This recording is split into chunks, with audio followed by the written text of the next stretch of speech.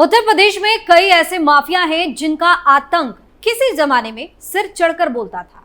एक ऐसा ही माफिया था अतीक अहमद, जिस पर जुर्म की ऐसी काली किताब लिखने के आरोप लगे हैं जिसके पन्ने चाहे कितने भी पलट लो खत्म होते ही नहीं है। और जितनी जांच आगे बढ़ती है उतनी ही उसकी काली करतूतें सामने आती है। लेकिन राज्य की कानून व्यवस्था को ठेंगे पर रखने वाले माफिया की उल्टी गिनती तब शुरू हो गई जब राज्य में सीएम योगी की सरकार आ गई। योगी सरकार आते ही तेजी से इसका खात्मा होने लगा और इसके जुर्मों का एक एक कर हिसाब होता चला गया। हालांकि मौत के बाद भी माफिया चर्चा में रहता है।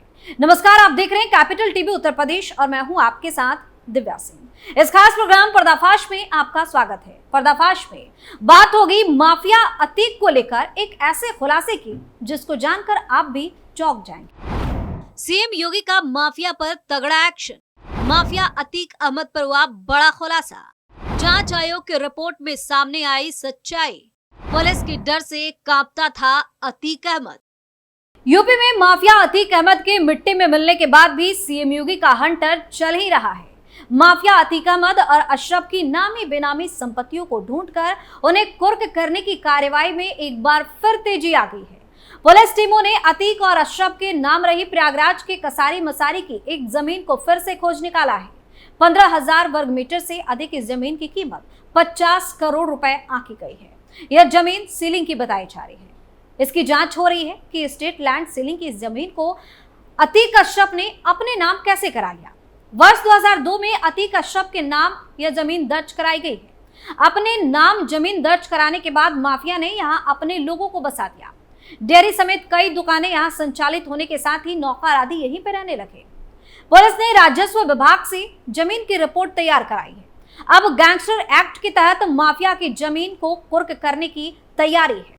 माफिया अतीक अहमद और उसके भाई अशरफ के नाम दर्ज तमाम संपत्तियां पुलिस अब तक कुर्क कर चुकी है।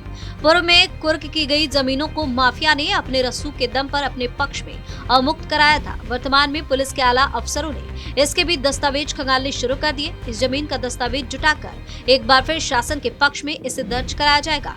ग्रेटर नोएडा, लखनऊ में 2, धूमनगंज के नसीरपुर सिल्ला में 4 संपत्तियों को पुलिस ने पहले कुर्क किया है। ग्रेटर नोएडा के सेक्टर 36 में स्थित भूखंड को माफिया ने अपनी दबंगई से अपने नाम कराया था। यहीं धूमनगंज के नसीरपुर सिल्ला में स्थित 8,750 वर्ग मीटर जमीन भी कुर्क हो चुकी है। सभी संपत्तियों की कीमत लगभग 50 करोड़ रुपए बताई गई। बता दें कि माफिया अतीक ने काली कमाई से जो साम्राज्य खड़ा किया उसे ध्वस्त करने की कार्रवाई तो उसके जीवन काल में ही शुरू हो गई थी। हाल में शासन ने उसकी ऐसी संपत्तियों का ब्यौरा भी मांग लिया है जो हाल ही में सामने आई है। एक अधिकारी ने बताया कि शासन इस जमीन पर गरीबों के लिए योजना शुरू करने की तैयारी में है। जमीन का ब्यौरा भेजा जा रहा है। पुलिस कमिश्नरेट बनने के पहले प्रयागराज में जमीन की कुर्की का आदेश जिलाधिकारी की ओर से जारी किया जाता था, लेकिन कमिश्नरेट बनने के बाद यह कार्रवाई पुलिस आयुक्त की ओर से की जाती है। पुलिस कमिश्नरेट बनने के बाद से माफिया अतीक की 1 अरब से अधिक की संपत्तियों को कुर्क किया जा चुका है, लेकिन इसका रिकॉर्ड प्रशासन के पास दर्ज नहीं है। पिछले दिनों जिला प्रशासन ने पुलिस प्रशासन से ब्यौरा मांगा था, जिसमें ये पूछा गया कि अब तक की कुर्क संपत्ति कौन कौन सी है, इस जमीन की कीमत कितनी है जिससे इसकी खतौनी को बदला जा सके। वहीं दूसरी तरफ जांच आयोग की रिपोर्ट में अतीक अहमद को लेकर ऐसा खुलासा हुआ है जिसने सबको चौंका दिया है। दरअसल फरवरी 2023 में प्रयागराज में उमेश पाल की हत्या कर दी गई थी। इस हत्याकांड के बाद अहमदाबाद जेल से माफिया अतीक अहमद को यूपी लाया गया था। उत्तर प्रदेश में आने के बाद वह परेशान हो गया था। पाकिस्तान से लाए गए हथियारों की जब पुलिस ने बरामदगी करनी चाही तो अतीक इस कदर यूपी पुलिस से दहशत में था कि वह अभिरक्षा में अपनी पैंट तक गंदी करने लगा। यही वजह थी कि पुलिस उसे 15 अप्रैल को धूमनगंज के मोतीलाल नेहरू अस्पताल इलाज के लिए ले गई थी।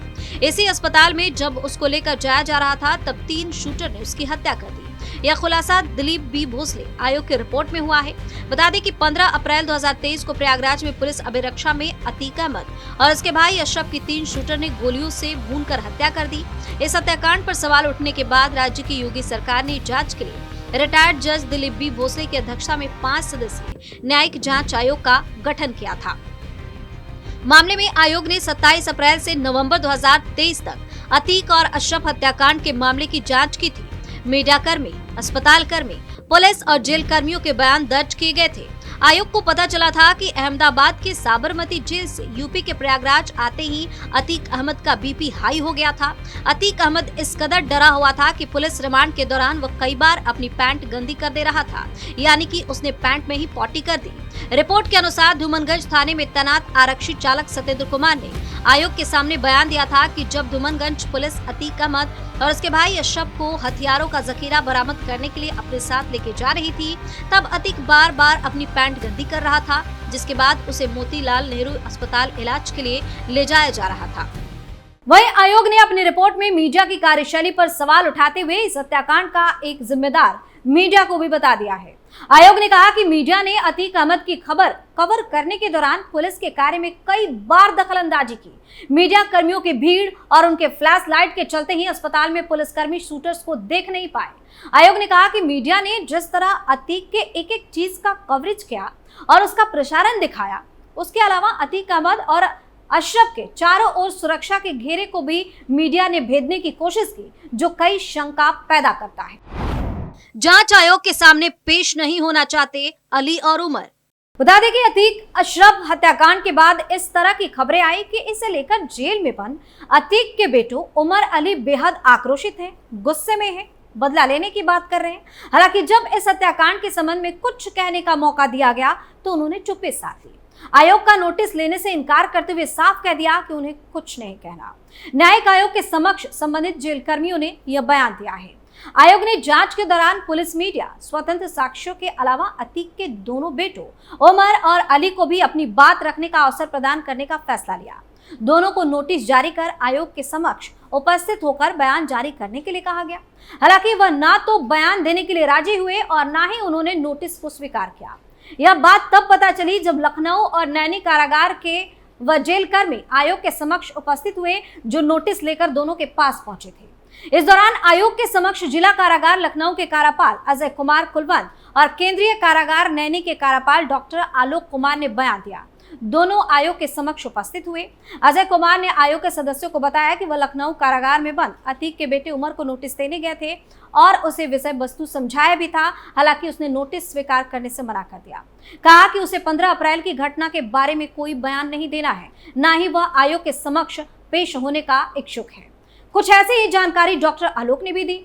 कहा कि अली अहमद ने नोटिस स्वीकार करने से मना करते हुए कोई बयान देने आयोग के समक्ष उपस्थित होने से इनकार कर दिया है। अब गौर करने वाली बात यह है कि जब से अतीक अहमद और अशरफ की हत्या हुई है, कई तरह के सवाल पुलिस पर भी उठ रहे थे, जिसके बाद मामले की जांच की गई। अब न्यायिक आयोग की तरफ से यूपी पुलिस को अतीक अहमद हत्याकांड के मामले में क्लीन चिट मिल गई है। दूसरी तरफ पुलिस ने मुख्तार अंसारी गैंग के खिलाफ भी कार्रवाई तेज कर दी है। वहीं गैंगस्टर राजनेता अतीक अहमद और उसके भाई अशरफ की पुलिस हिरासत में हत्या की जांच के लिए गठित न्यायिक आयोग ने पूर्व नियोजित साजिश या पुलिस की लापरवाही की संभावना से इनकार कर दिया है। आयोग की रिपोर्ट को मानसून सत्र के आखिरी दिन विधानसभा में पेश किया गया। इलाहाबाद उच्च न्यायालय के न्यायाधीश अरविंद कुमार त्रिपाठी की अध्यक्षता में 5 सदस्यीय आयोग को 15 अप्रैल 2023 को अतीक अहमद और उसके भाई अशरफ की हत्या की जाँच करने का काम सौंपा गया था। आयोग ने पुलिस को क्लीन चिट देते हुए अपनी रिपोर्ट में कहा कि 15 अप्रैल 2023 की घटना, जिसमें आरोपी अतीक अहमद और उसके भाई खालिद अजीम उर्फ अशरफ को अज्ञात हमलावरों ने मार डाला, पुलिस की लापरवाही का नतीजा नहीं था और ना ही उनके लिए घटना को टालना संभव था। यह देखते हुए अतीक और उसके भाई की गोली मारकर हत्या करने वाले 3 हमलावरों ने खुद को पत्रकार बताया था। आयोग ने मीडिया को ऐसी घटनाओं को कवर करते समय कुछ संयम बरतने का भी सुझाव दे दिया। तो उत्तर प्रदेश में माफियाओं के खिलाफ पुलिस की कार्रवाई लगातार जारी है, जिसके बाद इनकी अक्ल ठिकाने आ रही है। पर्दाफाश में फिलहाल के लिए इतना ही। देखते रहिए कैपिटल टीवी उत्तर प्रदेश। नमस्कार।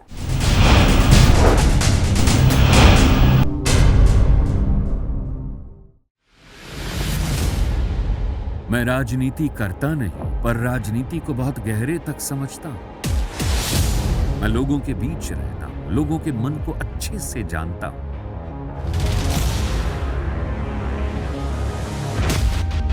पब्लिक और पॉलिटिक्स की हर नब्ज को खूब पहचानता हूं।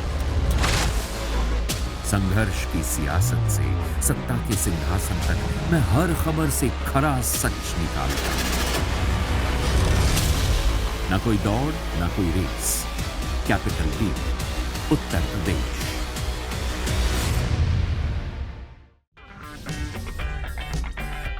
अगर आपको हमारा वीडियो पसंद आया हो तो इसे लाइक करें, हमारे चैनल को सब्सक्राइब करें और हाँ, बेल आइकन दबाना ना भूलें ताकि आप तक हमारे वीडियो की नोटिफिकेशन पहुंचती रहे।